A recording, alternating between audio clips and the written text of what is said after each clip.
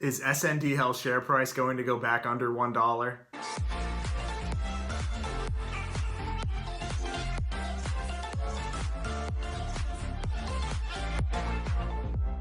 Wow, what a rough past couple weeks we've had in the market.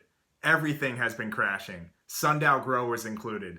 In this video, I want to talk about some updates for SNDL stock since the last time that we talked about it here on my channel. But first, if you haven't already, be sure to subscribe so that you get notifications about our future videos talking about the stock market and personal finances. And while you're down there, if you haven't already, be sure to check out the links in the description to get your free shares of stock from Webull whenever you open and fund your account, as well as $10 of free Bitcoin from Coinbase whenever you open your account and make your first $100 purchase of cryptocurrency. So grab a cup of coffee or your favorite beverage of choice, and let's jump into it. It's been a while since we talked about SNDL here on my channel, and boy have the tables turned in the market since then. We last talked about SNDL here on my channel about 2 weeks ago in the midst of the Wall Street Bets short seller squeeze. And in that video, I announced that I decided to sell about half of my position in SNDL because I wasn't sure how much longer the short seller squeeze could continue and how much longer we would see the share price trade at those levels. Since then, it's been a roller coaster ride here in the stock market recently, with a ton of ups and downs over the past few weeks and volatility at extreme highs. There has definitely been a lot of blood in the street recently, and for SNDL specifically, over the past 5 trading days, it has essentially been a straight line down. And at one point on Friday, SNDL bottomed at around 93 cents per share before shooting back up and closing out the trading week at around $1.13 per share. So is SNDL going to consistently fall under $1 per share? That definitely depends on what happens in the market overall here in the short term. Personally, I believe that this volatility is going to continue for at least the next few months. I personally believe that valuations got out of hand in the market overall. And with the ongoing concerns about inflation, I think that we're setting ourselves up for a lot of this back and forth to continue. But from a long-term perspective, nothing has changed about my opinion for SNDL. I still believe that they have a ton of potential ahead of them in the future, and I'll be curious to see their quarterly report that they're scheduled to release later this month on March 17th.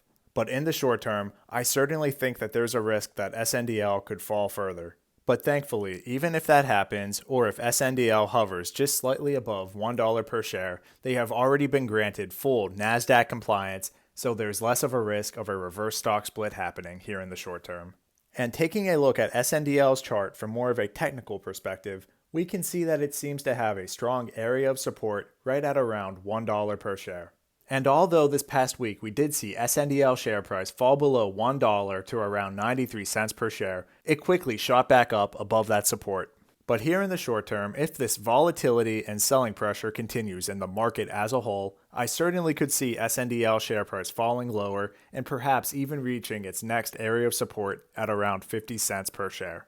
But regardless of what happens in the market over these next few weeks, I hope that this volatility has reminded people why it's so important to always have a 3 to 6 month emergency fund, as well as additional capital sitting on the sideline just waiting for buying opportunities to present themselves.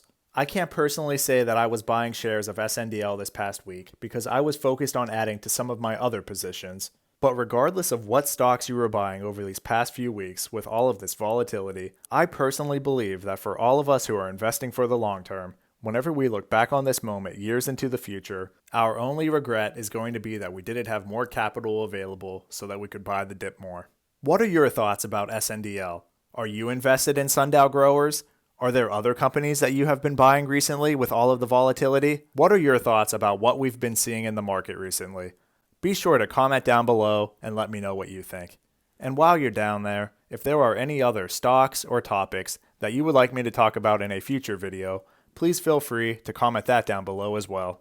As a reminder, this video is for entertainment purposes only. I am not a certified financial planner. I'm a resident physician with an interest in personal finances and investing. Please make sure you're doing your own research before you make any financial decisions. And please be sure to smash that like button and click on the subscribe button for the YouTube algorithm and to help support my channel. Thanks everyone. Have a great day.